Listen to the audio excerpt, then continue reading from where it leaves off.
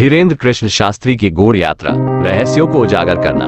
हमारे YouTube channel mysterious nexus में आपका स्वागत है, जहां हम असाधारण व्यक्तियों के जीवन में गहराई से गोता लगाते हैं। आज के वीडियो में हम धीरेन्द्र कृष्ण शास्त्री, जिन्हें बागेश्वर धाम सरकार या महाराज के नाम से भी जाना जाता है, की मनोरम जीवनी के बारे में जानेंगे। हमसे जुड़े क्योंकि हम इस गूढ़ व्यक्ति की पेचीदा दुनिया में तल्लीन हैं, जिस पर मानसिकता का उपयोग करके लोगों को ठगने का आरोप लगाया गया है। आध्यात्मिकता, विवाद और मन की शक्ति से भरी एक आकर्षक कहानी के लिए खुद को तैयार करें। अध्याय 1, एक आध्यात्मिक पहेली का जन्म। हम धीरेन्द्र कृष्ण शास्त्री के विनम्र मूल के साथ अपनी यात्रा शुरू करते हैं। भारत के मध्य प्रदेश के एक छोटे से गांव में जन्मे उन्होंने छोटी उम्र से ही असाधारण आध्यात्मिक झुकाव का प्रदर्शन किया। बागेश्वर धाम सरकार के पीठाधीश, आध्यात्मिक प्रमुख बनने के उनके मार्ग को आकार देने वाले शुरुआती प्रभावों और अनुभवों की खोज करें।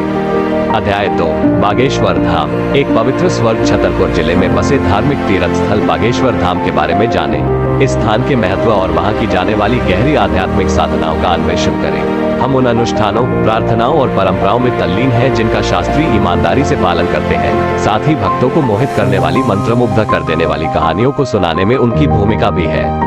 अध्याय 3, मानसिकता की शक्ति। यह अध्याय धीरेन्द्र कृष्ण शास्त्री के जीवन के विवादास्पद पहलू की पड़ताल करता है, लोगों को हेरफेर करने और धोखा देने के लिए मानसिकता का उनका कथित उपयोग। आइए आरोपों पर एक वस्तुनिष्ठ नजर डालें और आध्यात्मिकता और ब्रह्मवाद के बीच की महीन रेखा की जांच करें। मानसिकता और मनोविज्ञान के विशेषज्ञ उपयोग की जाने वाली तकनीकों और अनुयायियों के विश्वासों पर उनके प्रभाव के बारे में अंतर्दृष्टि प्रदान करते हैं। अध्याय 4, अनुयायी और आलोचक। इस अध्याय में हम शास्त्री के समर्पित अनुयायियों से मिलते हैं, जो उनकी शिक्षाओं और प्रदर्शनों में सांत्वना और प्रेरणा पाते हैं। हम आलोचकों से भी सुनते हैं, जो उनके इरादों पर सवाल उठाते हैं और उनकी क्षमताओं की प्रामाणिकता के बारे में संदेह पैदा करते हैं। साक्षात्कार और विश्लेषण के माध्यम से हम शास्त्री के व्यक्तित्व के आसपास की आस्था, विश्वास और संदेह की जटिलताओं को उजागर करने का प्रयास करते हैं। अध्याय 5, बागेश्वर धाम सरकार का व्यक्तिगत जीवन। शास्त्री के निजी जीवन के कम ज्ञात पहलुओं की खोज करें।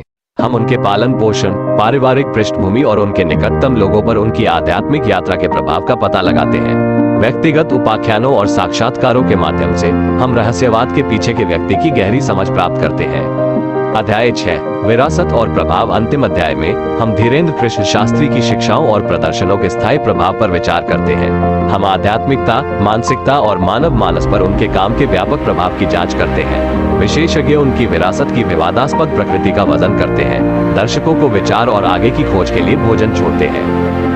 धीरेन्द्र कृष्ण शास्त्री का जीवन और कार्य रहस्य और विवादों से घिरा हुआ है। जैसा कि हम इस वीडियो को समाप्त करते हैं, हम आपको इस गूढ़ व्यक्ति के बारे में अपनी राय बनाने के लिए आमंत्रित करते हैं। याद रखें, यह अन्वेषण और चर्चा के माध्यम से है कि हम आध्यात्मिकता की जटिलताओं और मानव अनुभव की गहरी समझ प्राप्त करते हैं। इस आकर्षक यात्रा पर हमारे साथ जुड़ने के लिए धन्यवाद। अधिक मनोरम आत्मकथाओं और विचारोत्तेजक सामग्री के लिए लाइक, शेयर और सब्सक्राइब करना न भूलें।